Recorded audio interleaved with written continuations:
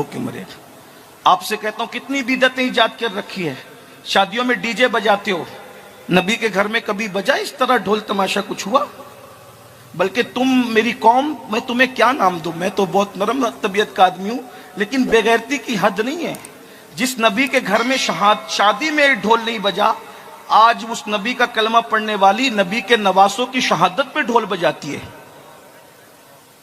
حد ہو گئی بھائی، انتہا ہو گئی۔ اور منع کرنے والوں کو یزیدی کہتے ہیں۔ قیامت میں منہ کیا دکھاؤ گے اللہ رسول کو؟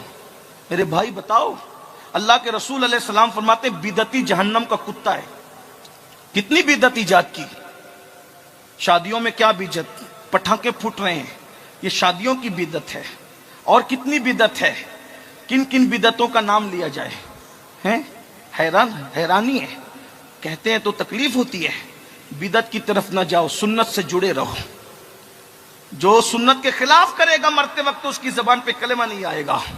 نمبر 2، جو غسل جنابت میں تاخیر کرے گا، لیٹ کرے گا غسل جنابت، ڈر ہے کہ مرے گا تو کافر ہو کے مرے گا۔ 3 دن ایسے گھومتے ہو، 2 دن ایسے گھومتے ہو، دن بھر ایسے گھومتے ہو۔ غسل جنابت میں تاخیر کرنا۔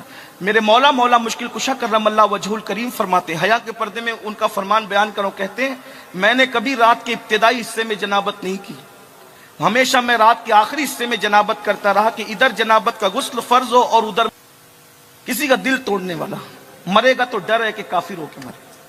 بس اس پہ میں اپنی بات ختم کر رہا ہوں۔ قبلہ قائد محترم کی آمد کا وقت قریب ہے۔ ایک واقعہ سن لیجیے۔ اس واقعے کے راوی ہے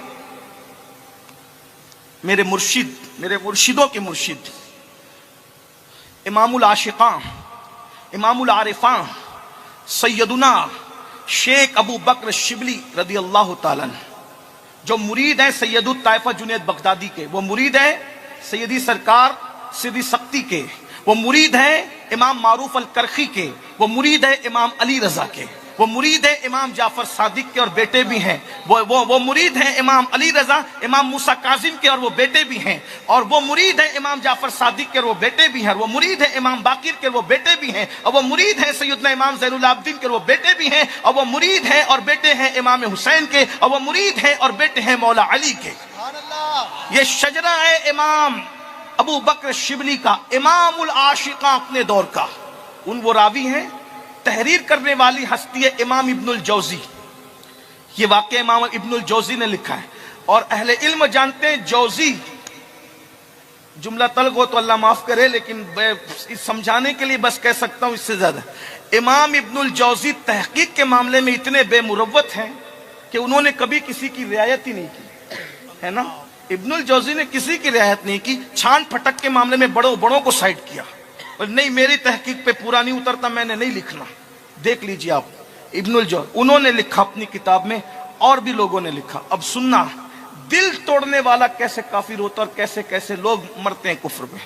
بیوی کا دل توڑا، ماں کا دل توڑ رہے ہو، باپ کا دل توڑ رہے ہو، دوستوں کا دل توڑ رہے ہو، جس کے ساتھ اٹھتے بیٹھتے، دلوں کا خیال ہی نہیں ہے۔ مسجد بنا رہے ہو اور دل توڑ رہے ہو، ہر سال کعبے کی زیارت کے لیے جا رہے ہو، دل توڑ رہے ہو۔ عارف رومی نے کہا تھا کعبے سے افضل تو مومن کا دل ہے، کیونکہ کعبہ خلیل نے بنایا ہے، دل رب جلیل نے بنایا ہے۔ کعبے کے ارد گرد مخلوق طواف کرتی ہے، اور مومن کے دل میں انوار الہی کا نزول ہوتا ہے۔ ذرا غور تو کیجئے نا، آج دلوں کا خیال کس کو ہے؟